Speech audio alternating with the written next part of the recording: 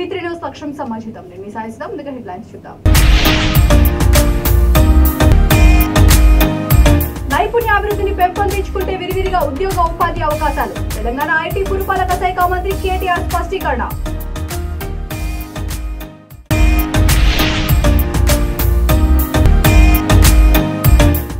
ప్రభుత్వ ఉద్యోగంతో వీఆర్ఏల బాధ్యత మరింత పెరిగింది. బీసీ సంక్షేమ శాఖ మంత్రి గంగుల కమలాకర్ వ్యాఖ్య.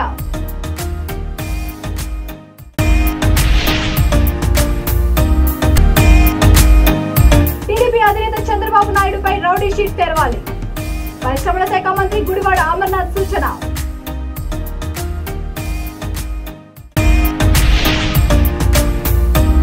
ఇక డీటెయిల్స్ చూస్తే నైపుణ్యాభివృద్ధి కలిగి ఉన్న వారికి ఆయా రంగాల్లో విరివిరిగా ఉద్యోగ ఉపాధి అవకాశాలు లభిస్తున్నాయని తెలంగాణ ఐటీ పురపాలక శాఖ మంత్రి కె తారక రామారావు అన్నారు.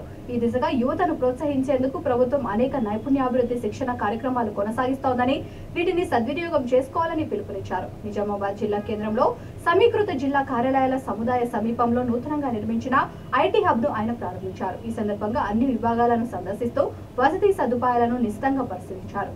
కొత్తగా ఐటీ కొలువుల్లో చేరిన ఉద్యోగులతో బాసర ట్రిపుల్ విద్యార్థులతో భేటీ అయ్యారు. వారిని ఉద్దేశించి మాట్లాడుతూ ఐటీ రంగంలో తెలంగాణ శరవేగంగా అభివృద్ధి సాధిస్తోందని, అనేక అంతర్జాతీయ సంస్థలు తమ కంపెనీలను ఏర్పాటు చేసేందుకు ముందుకు వస్తున్నాయని తెలిపారు. పలువురు విద్యార్థులు రూపొందించిన నూతన ఆవిష్కరణలను పరిశీలించి వాటి పనితీరు గురించి వివరాలు అడిగి తెలుసుకున్నారు. అనంతరం జాతీయ ఉపాధి శిక్షణ సంస్థ కార్యాలయ భవనం, దుబ్బ వర్ని రోడ్డు, అర్సపల్లి ప్రాంతాలలో నిర్మించిన వైకుంఠ ధామాలు, నగరపాలక సంస్థ నూతన భవనం, ఖిల్లా రఘునాథ చెరువు మినీ ట్యాంక్ బండ్లను ఆయన ప్రారంభించారు. ఆయా కార్యక్రమాల్లో మంత్రి వేముల ప్రశాంత్ రెడ్డి, ఆర్మూర్ ఎమ్మెల్యే ఆసన్నగారి జీవన్ రెడ్డి, రాజ్యసభ సభ్యుడు KR Suresh Reddy, Zilla Parishad chairman Radhannagari Vithalrao, RTC chairman Bajireddy Govardhan, urban MLA Bigala Ganesh Gupta, mayor Dandu Neethu Kiran, collector Rajiv Gandhi Hanumanthu, police commissioner Praveen Kumar తదితరులు పాల్గొన్నారు.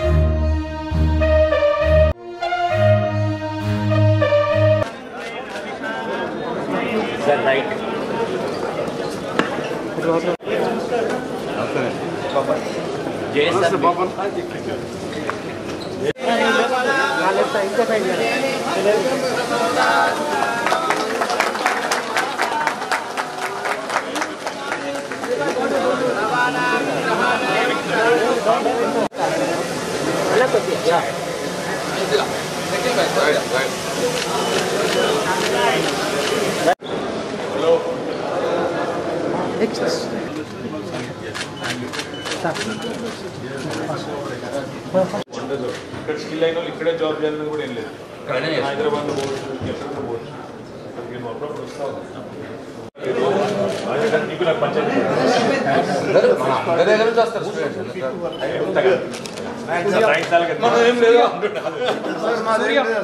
పిల్లలకి కొద్దిగా ట్రైనింగ్ ప్లస్ టాస్క్.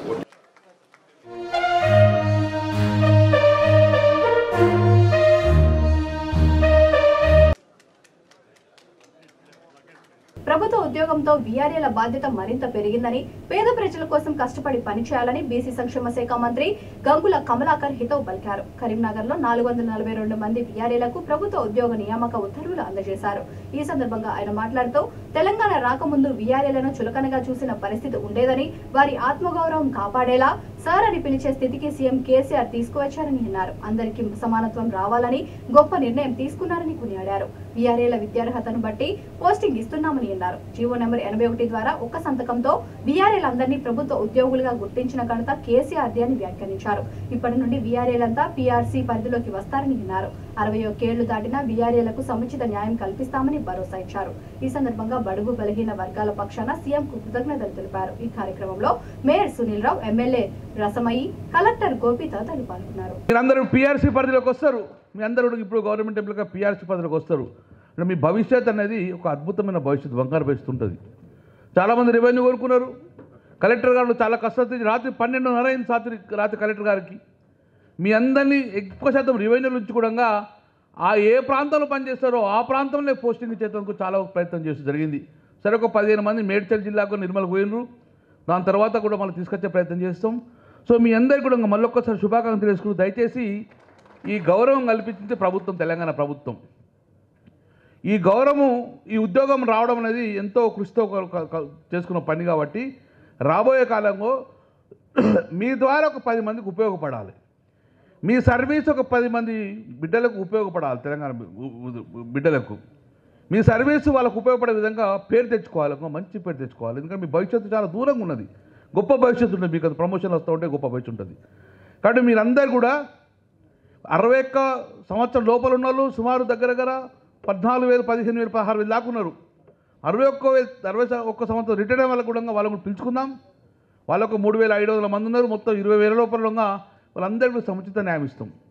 సో మీకు రెవెన్యూలో కానివ్వండి, భగీరథలో కానివ్వండి, మిషన్ కాకతీయలో కానీ గొప్ప అవకాశాలు ఇచ్చింది. అది ప్రజలకు సేవ చేసే భాగ్యం కలిగింది. మనకు ఈ ఉద్యోగం ప్రజలకు సేవ చేసే భాగ్యం కలిగింది.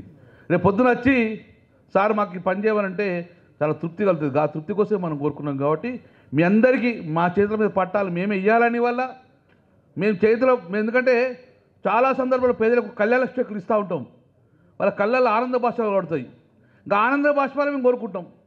వారి కళ్ళల్లో ఆనందమే కోరుకుంటాం మేము, అంతకన్నా మేము చేయం కోరుకోం. అందుకే ఈరోజు మీరు కూడా మీ ఆనందం ఉండాలి, మీ పిల్లలు సంతోషంగా బతకాలి. ఆ రకంగా మా చేతుల మీద మీకు ఈరోజు అపాయింట్మెంట్ ఆర్డర్ ఇవ్వాలంటే మాకే సంతోషం అనిపిస్తుంది, మాకు గర్వకారం అనిపిస్తుంది. మా బిడ్డలకు ఒక అపాయింట్మెంట్ ఆర్డర్ ఇస్తుంటే మాకు గర్వకారం వచ్చేది. రేపు రాబోయే కాలంలో ఒక గొప్ప ఆఫీసర్ ఎదుగుతారు. మీరు డిగ్రీ ఉంటే అద్భుతమైన మీరు పై స్థాయికి రెవెన్యూలో పోయే అవకాశం ఉంటుంది. కాబట్టి మీ అందరికి శుభాకాంక్షలు, శుభాలు కలగాలి. I wish you all the best. ఎక్కువ శాతం కరీంనగర్ పరిసరాల ప్రాంతాలు ఉంటారు, మేము తరచు కలుస్తూ ఉంటాం. మీరు సర్వీస్ ప్రజలకు చేయండి. శభాష్, మీ పని చేస్తూ తిరుగుతూ ప్రజలకు సేవ అందించే విధంగా మేమందరం అభ్రపరిచంగా పనిచేయాలని చెప్పి మేము అందరూ కోరుకుంటున్నాం. I wish you all the best. Appointment తీసుకోండి, గర్వంగా గల్లా ఎగరేసుకొని పోండి. ఇప్పటి నుంచి నేను గవర్నమెంట్ ఎంప్లాయీస్ ఆఫీసర్ను అనే విధంగా. టీడీపీ అధినేత చంద్రబాబు నాయుడుపై రౌడీ షీట్ తెరవాలని తమ పార్టీ కోరుకుంటుందని ఏపీ పరిశ్రమల శాఖ మంత్రి గుడివాడ అమర్నాథ్ అన్నారు. చిత్తూరు జిల్లా పుంగనూరు ఘటనలో టీడీపీ తీరును తీవ్రంగా తప్పుపట్టారు. ఇది కావాలని గొడవ సృష్టించి లా అండ్ ఆర్డర్ ను తప్పుదోవ పట్టించే అంశమని విమర్శించారు. పోలీసుల విచారణలో అనేక అంశాలు వెలుగులోకి వస్తాయని అన్నారు. వేరే ప్రాంతంలో పర్యటన పెట్టుకుని మరో ప్రాంతంలో పర్యటన ఏర్పాట్లను చేయడం కర్త కర్మ క్రియ అన్ని చంద్రబాబు నాయుడే అని అన్నారు.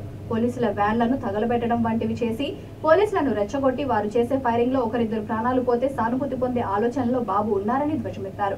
ఎస్పీ రిశాంత్ రెడ్డి చాలా సహనం, ఓపికతో కంట్రోల్ చేస్తే ఆయనపై కూడా అవాకులు చవాకులు పేలుతున్నారని అన్నారు. టీడీపీ నేత లోకేష్ తన రెడ్ బుక్ లో ఫస్ట్ పేజీ రిశాంత్ రెడ్డిదే అంటూ చిన్న పిల్లాళ్ల ప్రవర్తించారని ఎద్దేవా చేశారు.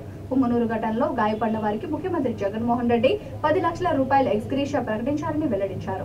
పోవాలని చెప్పి చూసినటువంటి వ్యక్తి చంద్రబాబు నాయుడు ఏదో రకంగా ప్రాణాలు తీసేయాలనేటువంటి ప్రయత్నం చేసింది చంద్రబాబు నాయుడు గారు. తిరిగి ఈరోజు వచ్చి పోలీసుల్ని, ప్రభుత్వాన్ని మేమేం తప్పు చేశాం, మాకేం సంబంధం అనేటువంటి మాటలన్నీ కూడా మాట్లాడుతున్నటువంటి సందర్భాన్ని మనం చూసాం. ముఖ్యమంత్రిగా చేసినప్పుడు ఏ ఒక్క ప్రభుత్వ విభాగానికి మంచి చేయనటువంటి మీరు ఎలాగ ప్రజలకి, పేదవాడికి ఎలాగ చేసినటువంటి సందర్భాలు లేవు. ఇప్పుడు వచ్చి పోలీసులకి అది ఇస్తాను, వర్క్ ఫ్రమ్ హోమ్ ఇస్తాను, ఈ రకంగా ఈ హింసాత్మకమైనటువంటి ఘటనల వల్ల ఇంకా ఏ రకంగా రాజకీయ లబ్ధి పొందుదాం, రాష్ట్రంలో ఏదో రకంగా అధికారంలోకి రావాలి, ఎంతమంది ప్రాణాలు పోయినా పర్వాలేదు, నేను అధికారంలోకి రావాలి, తెలుగుదేశం పార్టీ అధికారంలోకి ఏదో రకంగా తీసుకురావాలనేటువంటి ప్రయత్నం భాగంగా చేసినటువంటి కార్యక్రమాలు. డిఐజీ గారిని నోటుకొచ్చినటువంటి మాటలు మాట్లాడతారు. అసలు ఎంత సంయమనంగా పాటించి కంట్రోల్ చేసి ఏ రకమైనటువంటి ఫైరింగ్ జరగకుండా చూసినటువంటి మా ఎస్పీ గారిని, వారిని నోటుకొచ్చినటువంటి మాటలు మాట్లాడతారు. అంటే తప్పెవరు చెప్పండి? అసలు నాకు తెలియక అడుగుతాను. అసలు ఆ చంద్రబాబు నాయుడు గారి తాలూకా రూట్ మ్యాప్లోనే అసలు పొంగనూరు అనేటువంటి ఆ ప్రాంతానికి అసలు ప్రోగ్రామే ఇవ్వలేదంట. ప్రోగ్రామ్ ఇవ్వకుండా పక్క నుంచి ఎక్కడి నుంచో వేరే ప్రాంతం నుంచి చెప్పబెట్టకుండా నేరుగా అక్కడికి వచ్చేసేటువంటి దానికి కార్యక్రమం పెట్టి అక్కడ రెచ్చగొట్టి పోలీసుల మీద రాళ్ళు రూవి పోలీసు వ్యాన్లు తగలబెట్టి అంటే మీరు చంద్రబాబు నాయుడు గారు వస్తే మీరు పర్మిషన్ ఇవ్వరా, మీరు రాకూడదా, చంద్రబాబు నాయుడు గారి ప్రాంతం రాకూడదు, రావద్దని ఎవరన్నారు? ఆయనకున్నటువంటి గొప్పగా చెప్పుకుంటాడు కదా, ఆయనకున్నటువంటి ఆ Z+ కేటగిరీ ఏదైతే ఆ Z+ కేటగిరీ ఉందో ఆ Z+ కేటగిరీ ప్రకారం వారు ముందు చెప్పాల్సినటువంటి అవసరం ఉంది. పోలీసులు వారి తాలూకా బందోబస్తు ఇవ్వాల్సినటువంటి సందర్భంలో వారి రూట్ మ్యాప్ ఇవ్వాల్సినటువంటి కార్యక్రమం ఉంది. చెప్పబెట్టకుండా నేను ఆ ఊరు వస్తాను, ఈ ఊరు వస్తాను, అక్కడ ఏది పడితే అది చేస్తాను, ఎవరిని పడితే వాళ్ళని కొడతాను, ఎవరిని పడితే వాళ్ళని చంపేస్తానంటే ప్రభుత్వం ఎందుకు చూస్తూ ఊరుకుంటుంది? ప్రభుత్వం చేయాల్సినటువంటి కంట్రోల్ చేస్తుంది. ఈ రకంగా ప్రవర్తిస్తున్నటువంటి వ్యక్తుల్ని కంట్రోల్ చేయాల్సినటువంటి అవసరం ఉంది. నెల్లూరు జిల్లాలో ఈ నెల 30 వరకు నా భూమి నా దేశం కార్యక్రమం నిర్వహిస్తున్నట్లు వ్యవసాయ శాఖ మంత్రి కాకాని గోవర్ధన్ రెడ్డి తెలిపారు. ముఖ్యమంత్రి వైఎస్ జగన్మోహన్ రెడ్డి ఆదేశాల మేరకు జిల్లాలో 20 రోజుల పాటు ఆజాదీ కా అమృత్ మహోత్సవ్ కార్యక్రమం నిర్వహిస్తున్నామని అన్నారు. అందులో భాగంగా ప్రతి గ్రామంలో ప్రధాని ముఖ్యమంత్రి సందేశాలతో పాటు స్వతంత్ర సమర యోధులు, పోలీసులు, సైనికుల పేర్లతో కూడిన శిలా ఫలకాలను ఏర్పాటు చేస్తున్నామని తెలిపారు. స్వతంత్ర సమర సమయంలో స్వతంత్ర సమర యోధుల త్యాగాలను, దేశ సమగ్రతను కాపాడేందుకు సైనికుల త్యాగాలను స్మరించుకోవడమే ఈ కార్యక్రమం ప్రధాన ఇతివృత్తమని అన్నారు. జిల్లాలోని పంచాయతీలు, మున్సిపాలిటీల్లో ఈ కార్యక్రమం నిర్వహిస్తున్నట్లు తెలిపారు.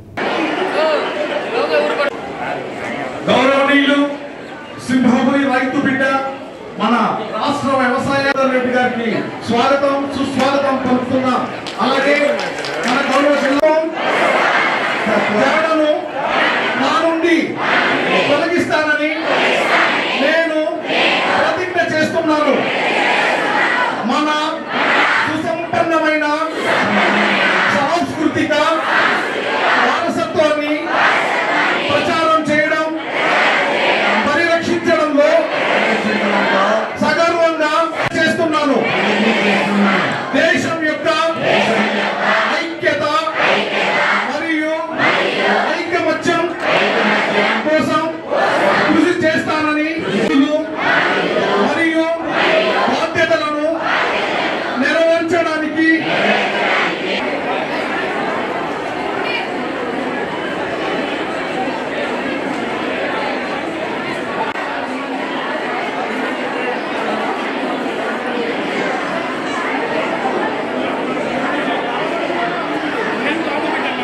ఉంటావు నువ్వు.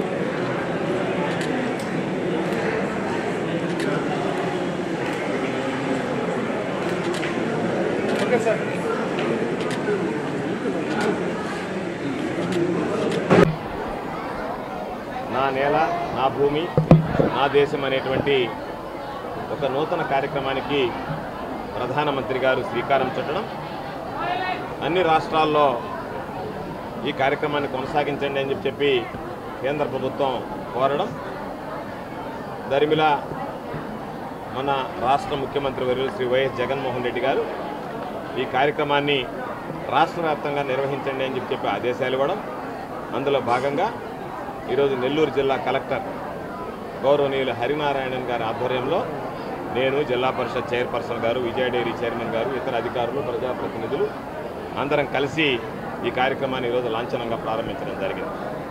ఇది ఒక మహోన్నతమైనటువంటి కార్యక్రమం. అనేక రకాలైనటువంటి అభివృద్ధి సంక్షేమ కార్యక్రమాలని మనం ప్రవేశపెడుతుంటాం, నిరంతరం అవి కొనసాగుతుంటాయి. కానీ మనకి జన్మనిచ్చినటువంటి భూమి, మనకి ఈరోజు స్వేచ్ఛంగా మనం నివసించడానికి అవకాశం కల్పించినటువంటి దేశం. కాబట్టి ఈ దేశాన్ని గురించి, మనం నివసిస్తున్నటువంటి భూమిని గురించి పట్టించుకొని మాట్లాడాల్సినటువంటి అవసరం ఉంది. కాబట్టి ఎంతోమంది త్యాగాల ఫలితంగా ఈరోజు భారతదేశానికి స్వాతంత్ర్యం సిద్ధించింది. 75 సంవత్సరాలు పూర్తి చేసుకున్నాం. ఆజాదీ కా అమృత మహోత్సవ కార్యక్రమంలో భాగంగా తెలంగాణ రాష్ట్రంలో మహిళలకు రక్షణ లేకుండా పోయిందని మూలుగు ఎమ్మెల్యే సీతక్క అన్నారు. హైదరాబాద్ లో దుశ్శాసన ఘటనకు బలైపోయిన బాధితురాల్ని ఆమె పరామర్శించారు. ఈ సందర్భంగా ఆమె మాట్లాడుతూ, ఇటీవల అసెంబ్లీలో శాంతి భద్రతలు, మహిళల రక్షణపై రాష్ట్ర ప్రభుత్వం గొప్పలు చెప్పుకుంది. కానీ రాష్ట్రంలో మహిళలకు రక్షణ లేదు. నడి రోడ్డుపై యువతిని అడ్డుకొని బట్టలు చింపేయడం దారుణం. ఈ దుర్మార్గానికి పాల్పడిన వ్యక్తితో పాటు అతనికి సహకరించిన అతని తల్లిపై కఠిన చర్యలు తీసుకోవాలని డిమాండ్ చేశారు. ఇంతటి ఘోరం జరిగిన స్థానిక మంత్రి మల్లారెడ్డి మున్సిపల్ కార్పొరేషన్ మేయర్ బాధితురాల్ని పరామర్శించకపోవడం దారుణమని మండిపడ్డారు. ఈ ఘటన వీడియోలు సోషల్ మీడియాలో వైరల్ అవుతున్నాయని, వాటిని తొలగించాలని పోలీసులకు విజ్ఞప్తి చేశారు. బాధిత మహిళకు అన్ని విధాలుగా అండగా ఉంటామని భరోసా ఇచ్చారు.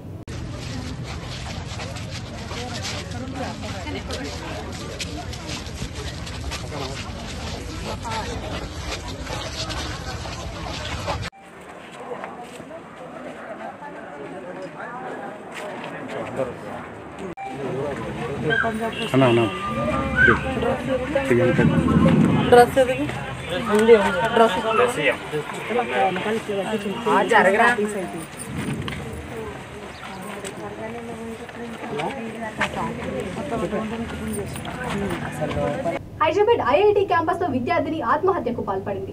ఈ ఏడాదిలోనే 7 విద్యార్థులు ఆత్మహత్య చేసుకోవడంపై ఆందోళన వ్యక్తమవుతోంది. కొద్ది రోజుల క్రితం కార్తిక్ అనే బీటెక్ 3rd ఇయర్ విద్యార్థి విశాఖపట్నం వెళ్లి సముద్రంలోకి దూకి ఆత్మహత్యకు పాల్పడ్డాడు. ఈ ఘటన మరొక ముందే ఐఐటి హైదరాబాద్ క్యాంపస్ లో మరో విద్యార్థిని ఆత్మహత్య చేసుకుంది. హాస్టల్ గదిలోనే ఫ్యాన్ కు ఊరేసుకుంది. సంగారెడ్డి జిల్లా కందిలోని హైదరాబాద్ ఐఐటిలో ఈ విషాద ఘటన చోటు చేసుకుంది. మృతురాలు ఒడిశాకు చెందిన మమైతా నాయక్ గా గుర్తించారు. ఎంటెక్ మొదటి సంవత్సరం చదువుతున్న విద్యార్థిని 20 రోజుల క్రితమే క్యాంపస్ లో చేరింది. హాస్టల్ రూమ్ లో ఆత్మహత్యకు పాల్పడినట్లు అధికారులు తెలిపారు. ఆమె గదిలోని సూసైడ్ లెటర్ ను పోలీసులు స్వాధీనం చేసుకున్నారు. చదువులో ఒత్తిడి తట్టుకోలేక చనిపోయినట్లు అందులో ఉంది. పోలీసులు విద్యార్థిని తల్లిదండ్రులకు సమాచారం అందించారు. మృతదేహాన్ని పోస్టుమార్టం నిమిత్తం సంగారెడ్డి జిల్లా ఆసుపత్రికి తరలించారు.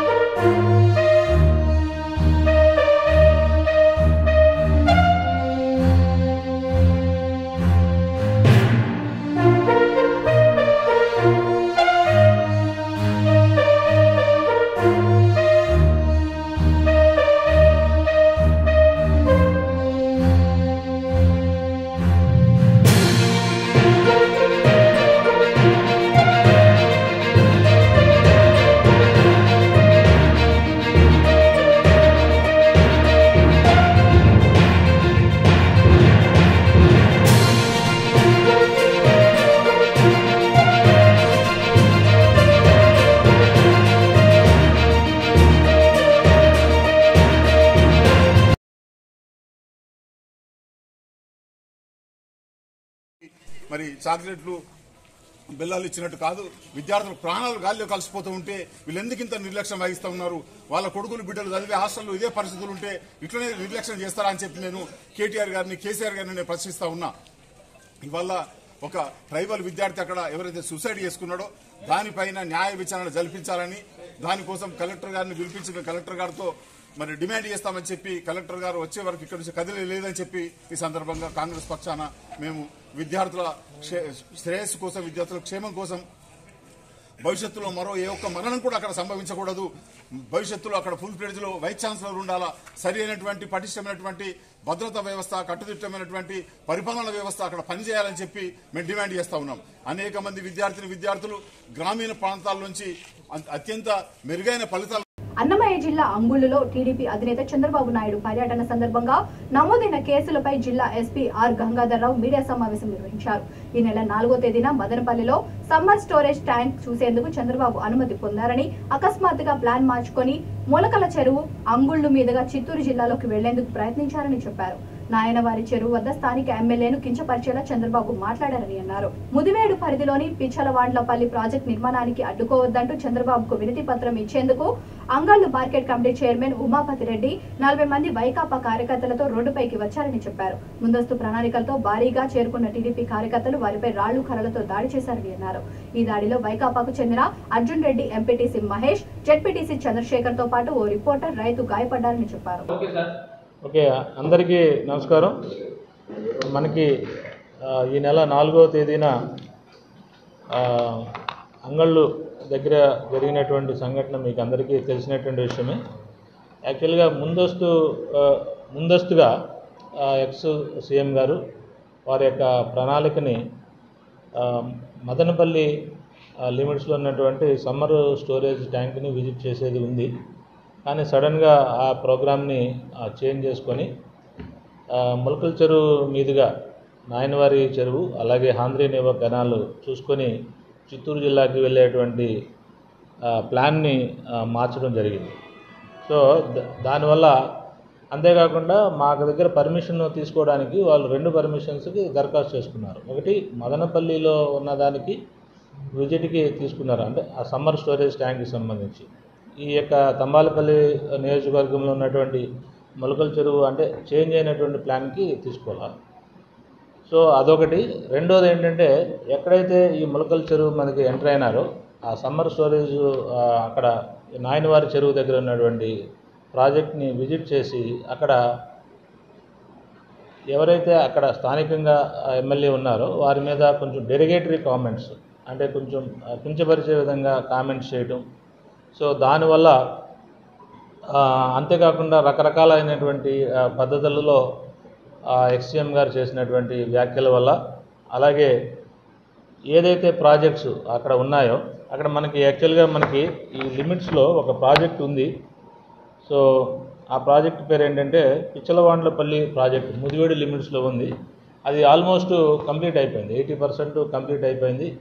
కానీ వీళ్ళ యొక్క అలిగేషన్ అంటే ఎవరైతే ఈ యొక్క రిప్రజెంటేషన్ ఇది పిటిషన్ అయితే ఇచ్చారో వాళ్ళ యొక్క అలిగేషన్ ఏంటంటే ఈ యొక్క కార్యక్రమం ఏదైతే ప్రాజెక్ట్ అనేది దాదాపు పూర్తి అయిపోయినటువంటి దశలో కొన్ని కోర్టులు లిటిగేషన్స్ అవి వేసి వాటిని ఆపే ప్రయత్నం చేశారు.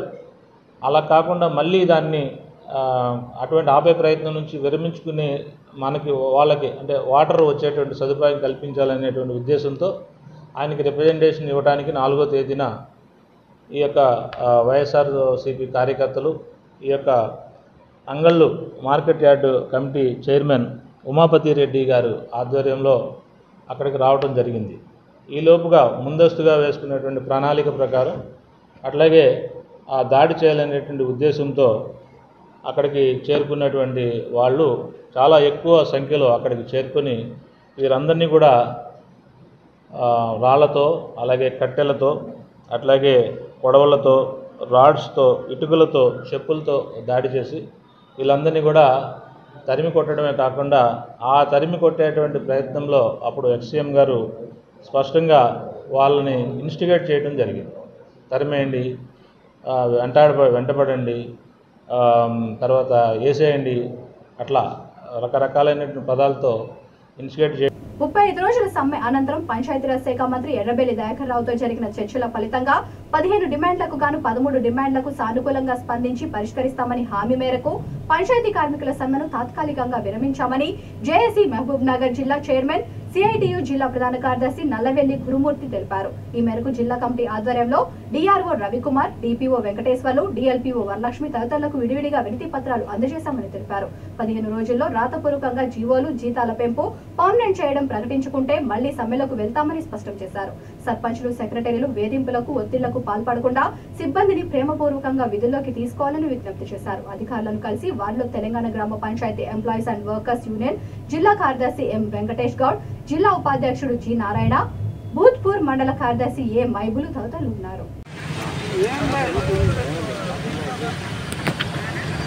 తెలంగాణ గ్రామ panchayat employees and workers union CITU Mahabubnagar జిల్లా కమిటీ జిల్లా అధ్యక్షుడిని జేఏసీ జిల్లా చైర్మన్ నల్లవెల్లి గురుమూర్తిని మాట్లాడుతూ ఉన్నా.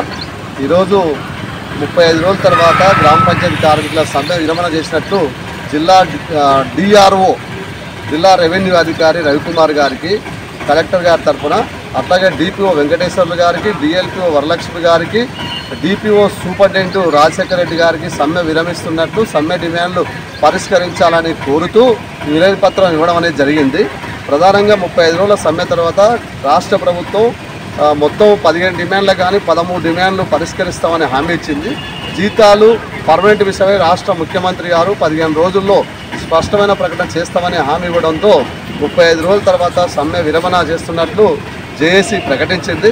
కాబట్టి ఇప్పటికైనా ఇటు జిల్లా అధికారులు, రాష్ట్ర ప్రభుత్వం జేఏసీకి ఇచ్చినటువంటి సమ్మె డిమాండ్లను తక్షణమే పరిష్కరించాలని కలెక్టర్ గారి ద్వారా మేము విజ్ఞప్తి చేస్తూ ఉన్నాం. 2 డిపిఓ ద్వారా కూడా జిల్లాలోని సర్పంచులు, సెక్రటరీలు అక్కడక్కడ కార్మికులను బెదిరిస్తూ ఉన్నారు. ఏ కార్మికులు విధుల నుంచి తొలగించడానికి వీలు లేదు, ఏ సెక్రటరీ కూడా ఇబ్బంది పెట్టడానికి వీలు లేదు. ఆ రకంగా డిపిఓ గారికి మేము విజ్ఞప్తి చేసాం, జిల్లా డిఆర్ఓ గారికి విజ్ఞప్తి చేస్తాం. ఖచ్చితంగా సర్పంచ్లకు సెక్రటరీలకు ఈ సర్క్యులర్ పంపిస్తామని హామీ ఇవ్వడం జరిగింది. కాబట్టి జిల్లాలో వివిధ సేవల కోసం ప్రజలు నేరుగా తన కార్యాలయానికి వచ్చి సంప్రదించాలని వరంగల్ జిల్లా ఎల్కతుర్తి తహసీల్దార్ అంగోతు జగత్ సింగ్ కోరారు. తహసీల్దార్ గా నియమితులైన ఆయన పదవి బాధ్యతలు స్వీకరించారు. ఈ సందర్భంగా మీడియాతో మాట్లాడుతూ మండల ప్రజలు తమకు కావాల్సిన సర్టిఫికెట్ల కోసం ధరణి ఇతర సేవల కోసం తమ కార్యాలయంలో నేరుగా సంప్రదించాలని కోరారు. ఈ కార్యక్రమంలో డిప్యూటీ తహసీల్దార్ సునీత, నెహ్రూ రమేష్, ఆర్ఐ శ్రీధర్, సర్వేయర్ సునీత తదితరులు పాల్గొన్నారు.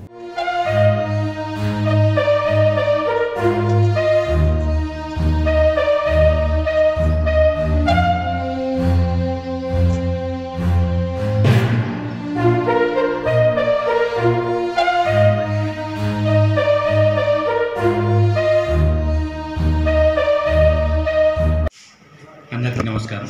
నా పేరు ఏ జగత్ సింగ్. ఈరోజు ఎల్కతుర్తి మండలంలో తహసీల్దార్గా నేను బాధ్యతలు తీసుకోవడం జరిగింది. ముఖ్యంగా ప్రభుత్వము ఈ ఎన్నికల దృష్ట్యా గతంలో కరీంనగర్ మన 3 సంవత్సరాలు పనిచేసిన వారిని కావచ్చు, నేటివ్ జిల్లా ఉన్న వాళ్ళందరినీ కూడా ట్రాన్స్ఫర్ చేయడం జరిగింది. ఆ భాగంగా నేను హన్మకొండ జిల్లాకు అలాంటి ఎల్కతుర్తి మండలంకు పోస్టింగ్ ఇవ్వడం జరిగింది. గతంలో ఈ చుట్టుపక్కల జిల్లా మా ప్రాంతంలోనే నేను కూడా పనిచేయడం జరిగింది. మా మండలం మీద కొంత అయితే అవగాహన ఉంది. ముఖ్యంగా ఎవరైనా రైతులు కావచ్చు, అదేవిధంగా ప్రజలు వారికి ఉన్న సమస్యలు ఉంటే నేరుగా తహసీల్దార్ కార్యాలయానికి వచ్చి మా దృష్టికి తీసుకొస్తే వాటిని పరిష్కరించడానికి మా తరఫున పూర్తి సహాయ సహకారాలను అందించడం జరుగుతుంది. ముఖ్యంగా ఏదైనా రైతు యొక్క సమస్యలు ఉంటే నేరుగా తహసీల్దార్ కార్యాలయంలో వచ్చి కలవాల్సిందిగా కోరుకుంటున్నాను. దళాలను ఎవరు కూడా ఆశ్రయించవద్దనేసి మనవి చేసుకుంటున్నాను. బులెటిన్ ముగించే ముందు హెడ్లైన్స్ మరొకసారి. నైపుణ్యాభివృద్ధిని పెంపొందించుకుంటే విరివిరిగా ఉద్యోగ ఉపాధి అవకాశాలు. తెలంగాణ ఐటీ పురపాలక శాఖ మంత్రి కేటీఆర్ స్పష్టీకరణ.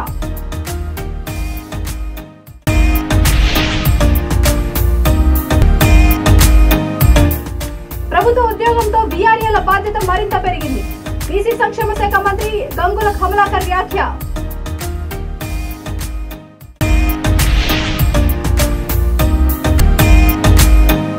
టీడీపీ అధినేత చంద్రబాబు నాయుడుపై రౌడీ షీట్ తెరవాలి. పరిశ్రమల శాఖ మంత్రి గుడివాడ అమర్నాథ్ సూచన.